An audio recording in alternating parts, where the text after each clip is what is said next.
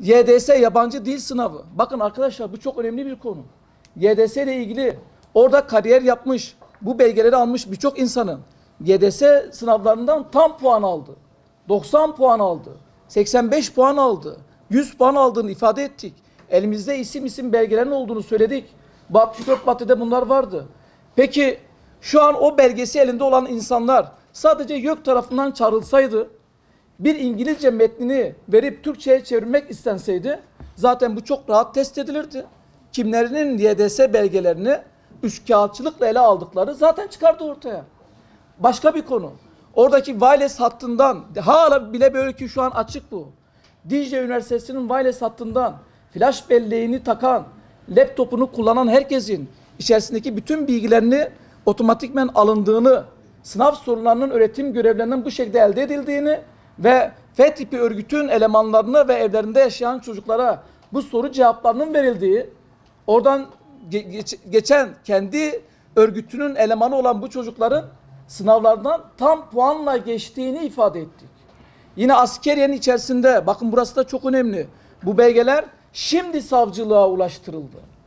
Askeriyenin içerisinde ve Türkiye'nin birçok kurumlarında akademik kariyer yaparak kendi memuriyetlerinde ve bu çalıştıkları kurumlarda önlerini açacak, kariyer noktasındaki doçentlik, doktorluk, profluk gibi ünvanlarda hemen verdiklerini, bu belgeleri alanların 35-40 yaşında korgeneral, tuğgeneral, orgeneral olduklarını ifade ettik. Veya çalıştıkları kurumlarda yaşı itibariyle gelmeyecek yerlere Dicle Üniversitesi'nden almış oldukları sahte belgelerle kurumların en tepesine yerleştiğini ifade ettik. Yine o maddelerin içerisinde FETÖ denen bu örgütün Diyarbakır'daki Kandili olduğunu, PKK'nın nasıl ki Kandili varsa FETÖ'nün Kandil'in Dicle Üniversitesi olduğunu, bütün kurumlara eleman kazandırdığını, bütün akademik ünvanların sahte olduğunu, bunların hepsini ifade ettik.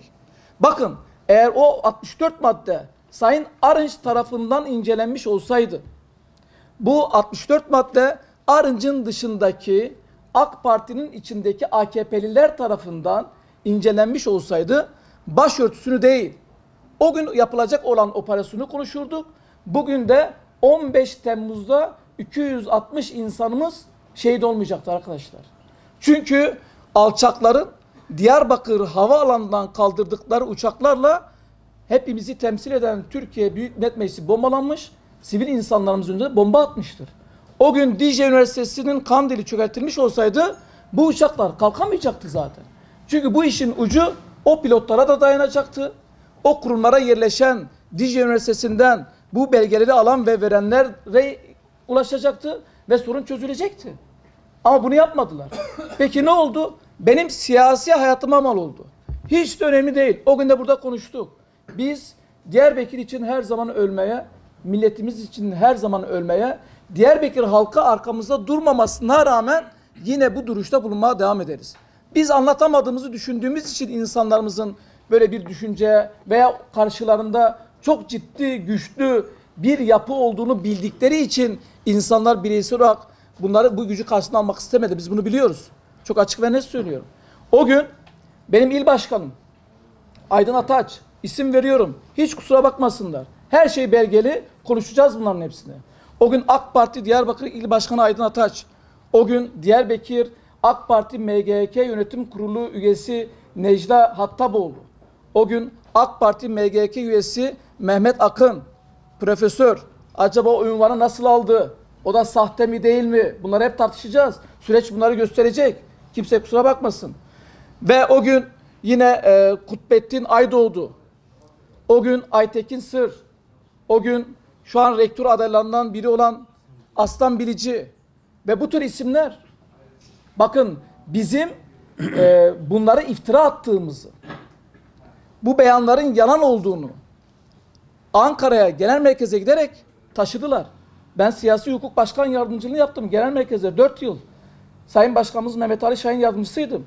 Tüm bu bilgileri elde ediyordum. Sayın Cumhurbaşkanımızın o dönemde başbakanken MGK kurulu üyelerinden toplantı yaptığında bizim yalan ve iftira attığımızı söyleyen Sayın Arınç'ın kendisidir.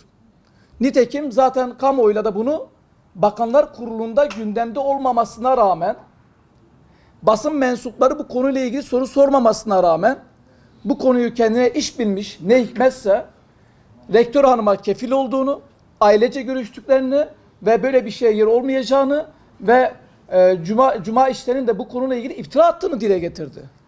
Şimdi de kendisini ahmaklıkla itham ediyor. Sayın Arınç'ın lafı olduğu için bunu söylüyorum. Ben öyle bir lafta kullanmam. Ne olursa olsun. Sonuçta benim geçmişte de siyasi büyüğüm olarak gördüğüm birisidir. Bu cümleyi kendisi ifade ettiği için bunu kullanıyor. Ama kimse kusura bakmasın. Sabahleyin başka, akşam başka konuşacaksın. Çıkıp milletten özür dileyeceksin. Ben de hiçbir şey olmamış gibi bunu görmemi mi bekleyeceksin? Benim hayatıma mal oldu. 260 tane insanın hayatına mal oldu. Binlerce insanın yaralanmasına mal oldu. Memleketin bütün ekonomisi alt üst oldu. Bakın 40 bin 50 bin tane insan görevinden alındı. Peki o dönemlerde Sayın İşten'i çağırdım. Belgelerini göster dedim. Ve içine baktım. Hiçbir belge yok diyebildi mi?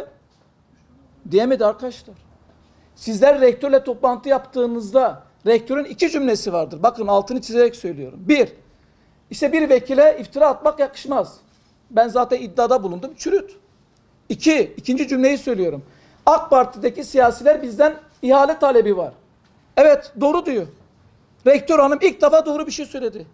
AK Parti'de siyaset yapanların rektörden ihale talebi vardı. Peki bu kimdi? Yani bu iddiada bulunan Cuma İşten miydi? Yoksa Diyarbakır'da siyaset bugün ve geçmişte yapmış siyasilerden mi bahsediyor? Diyarbakır kamuoyu bence bunu araştırması gerekiyordu. Cuma İşten 12 Nisan 2014 tarihinde bu açıklamayı yaptıktan sonra o tarihten sonra hangi siyasiler ve siyasilerin akrabaları Dicle Üniversitesi'nden rant elde etmiştir? Ya bunu da çözecek olan kamuoyudur. Kimse bu saatten sonra bizden isim beklemesin. Ben yoruldum valla. Ben size söyleyeyim. 2 yıldır anamız ağladı ya.